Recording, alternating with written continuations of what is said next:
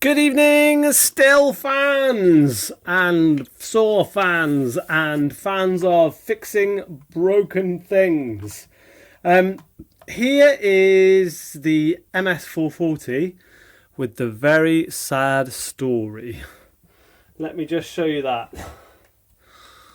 That is our compression reading, and I have pulled that, so it's what, 90? Come on camera, focus, there we go. It's what, 90 psi, if that. Very sad story. So this is the saw that I've spoken about in a few videos, that a local arborist got in touch with me, a friend of a friend really, and just said, yeah, we bought this MS440, we needed a 70cc saw, paid £450 for it second hand. And it did 3 tanks of fuel, and then it wouldn't run anymore. So the first thing I did, of course, was pick it up and pull on it, and of course it didn't. Yeah, there was nothing there. There was no compression there. So just verified that with the compressionometer there. Very, very low compression. I have looked down through the spark plug on this when I was with the guy, and yes, the cylinder is scored. So I've had a new cylinder come from Wolf Creek in America. Wolf Creek Saw Shop came to the UK in 4 working days, which was amazing. So I'm getting into swapping that over. The bigger job on this saw, I worry, especially as it's going back to a professional, is going to be finding out what caused it to go in the first place. So it definitely was not straight gassed.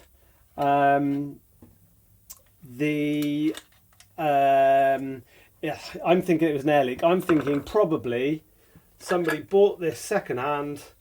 Oh dear, that's not a good sign, is it? Metal. Look at the shiny metal filings in the exhaust. That's never a good thing.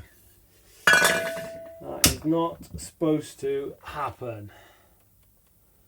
Wow, these are pretty choked up, aren't they? From the shot. So, I've got to be honest, guys. I've not been into as many Stihls as I have Huskies. I've been into lots of Huskies, especially 3 Series ones. And I know where I am with them, but I've sort of been into a couple of these, but not that much, and it was much earlier on in my journey when I knew a lot less than I know now. So I'm going to keep getting into this. I thought I'd tell you just a bit of the story while I was taking it apart and while I was compression testing it. So yeah, I thought I'd tell you a bit of the story. And yeah, I will switch you back on when we've got a bit more news. Interestingly, I'm not sure, let me just pull you in a sec. I'm not sure this is the original cylinder actually. Maybe it is just a Chinese cylinder anyway. But come and have a look at this. Doesn't that look a bit new for a 20-year-old saw? Look, this is a 2003 saw, so we are in 2023, and this looks all a bit new to me. So my wild guess at this point is this saw was blown up for a reason, like crank seals, and the unscrupulous seller probably did what a lot of us would do, banged a cheap top end on it quickly, and then lo and behold, didn't fix the original problem, probably an air leak, and yeah, she's blown up again, unsurprisingly. So anyway, let me get back into this a bit more. When we pull this cylinder off, I'm going to have a look, because I'm not sure. What does that say down there? What's that number? We'll see. When we pull it off, we'll see. Is it a Stihl cylinder, or is it not? What's your guesses? Put them down in the comments. Right, I'll pause you a bit, guys, and then hopefully we'll have a cylinder to look at. Okie dokie, ladies and gentlemen, here we go. The saw is apart, as you can see. This is confusing me, I must admit. So this is a Stihl cylinder, and it is a Stihl, you can see on the top somewhere. Where is it? Where are you? Where's the little S gone? I saw it earlier. There it is. There it is. You can just see. Come on. There you go. There's the little S on the piston. So it is genuine parts, but they either look very clean, like they've been cleaned a lot, or they're new. If I could read the little date stamp thingy there. Should we have a little go? No chance. No chance of reading that there, I don't think. So, no idea. But obviously, that's why she wasn't running. Poor old thing. I mean, maybe. I don't know, maybe she was just on her way. Maybe it had been straight gassed. And, don't know, who knows. Let me get the torch for you so you can see the wrecking ball of this cylinder. It's horrible. There we go. Horrible looking cylinder. Can I put it in that way and you can see? Not really. Yeah, horrible. Sorry guys, I'm trying to get the light just right for you so you can see. It's not easy. There you go. Well, you get an idea anyway, don't you? Not great. Not good. Part of me wonders if you could probably, if that was mine, I might try and save that. I think I've saved worse than that. But if it's going to be used professionally, not something I want to be doing. I mean, come and have a look at the general condition of this saw. It's pretty, it is clean. And I'm a bit confused as to why it had genuine Stihl cylinder and piston in it actually. But yeah, she's pretty clean. Obviously not done much either since it was apart last time or what, I don't know. Any evidence on the base gasket of it blowing? Difficult to tell really, isn't it?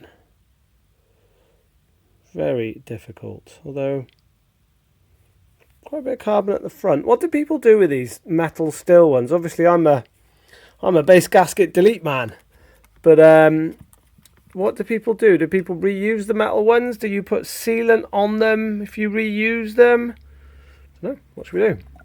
Anyway, that is knackered. So first step obviously is to put it all back together, and then I think I'm just going to have to vac test it, use my pressure and vac tester, check there's no leaks on it, and then run it for a bit. So let's have a look at this new cylinder.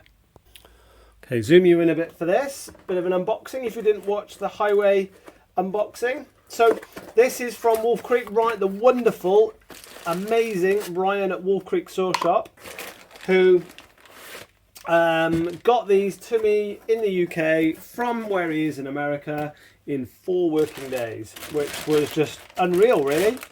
So this is the big bore kit for these. So what does that put these up to actually? Pop-up piston as well.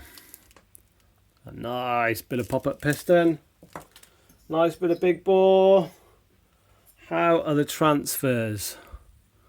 Nice big, it's a good looking cylinder, isn't it? Nice big transfers. It's a nice thing. How does it compare to these transfers? OEM Stihl, Hyway. Stihl, Hyway. It's pretty similar. It's pretty good, guys, I tell you what. So if we drop the old piston down in there.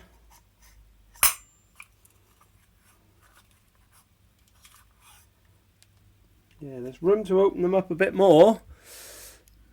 Just don't know, do I want to? I want a work saw for an arborist.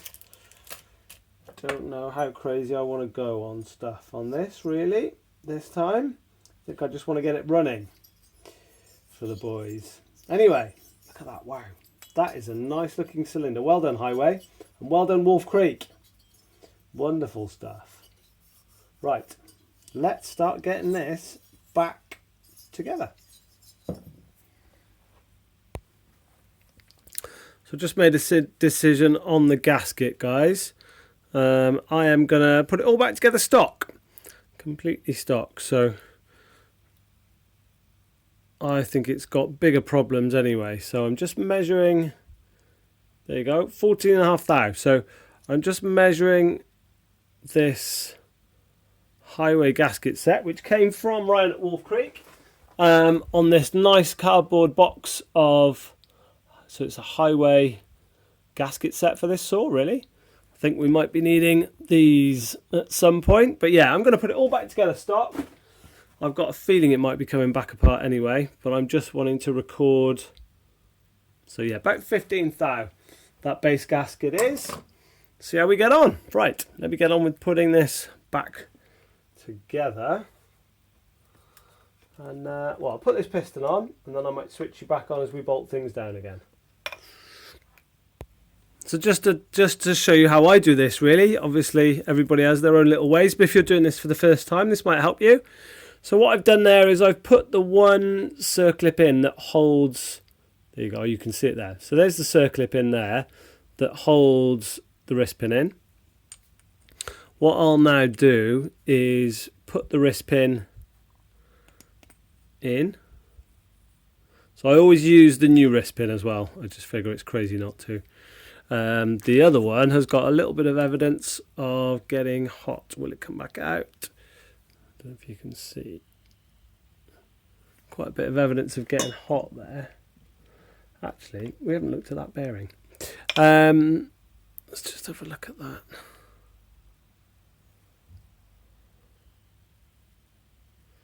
That is the top end bearing. Anyway. Yeah, what I'll do, guys, is put this on, and then with the saw the way around it is at the moment, obviously that means the circlip there is facing me, so it's dead easy to put in. I will, of course, don't do what I do. Remember to put the piston rings on as well before you put it in. How nice is this as well? They've broken the edge on that piston edge. That's lovely. Yeah, these pop-ups you can only get from Wolf Creek. And yeah, I'm going to put a new little end bearing in there as well, which Ryan has kindly marked 440 for me. What a boy. Okay guys, you join me with the new cylinder on. Hooray! New cylinder on, bolted down. I'm just putting the exhaust back on. And then carb back on. Intake done up. We might see how much compression she's got. Might even see if we can get it to fire very quickly. See how it runs. Although it is getting late now, so maybe we'll save that. Yeah, I wanted to. I was just sat here on my own chatting. No, I wasn't chatting. That would be madness. I was just sat here on my own, thinking I should make a little admission of guilt here. You know, I've been around chainsaws for a bit, but not super long. Maybe a couple of years I've been seriously interested in them. And an admission I think I need to make to you guys out there watching this video is I've never run one of these. I've never run a Stihl 440. Really wanted to. The legend of the 044 is strong, isn't it? And I regret to say I've never run one. It's not through lack of trying. One of my most common searches on eBay and Facebook Market is Stihl 044. I'm sort of still doing my research a bit on them.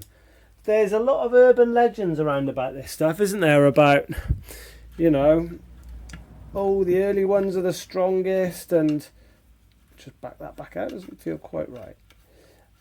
All the early ones are the strongest, and all the ones you want is this size